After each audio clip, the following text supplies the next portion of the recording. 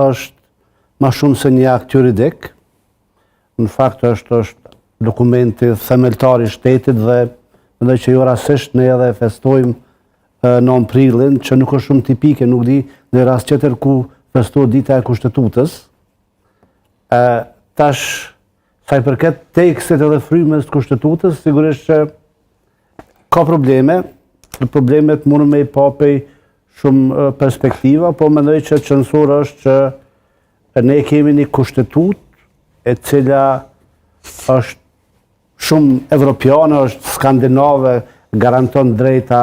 masive për pakica, kisha thonë, derisa kultura jonë politike, po edhe kaluara jonë në farë mënyre ndeshën me këtë frymë. Një problemi madh, mendoj, është që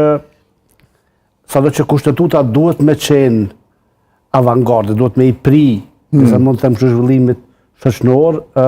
mendoj që problemet e na, këto probleme që po shkaktuan posaçërisht në raport me komunitetin serb, është që ideja e hartuesit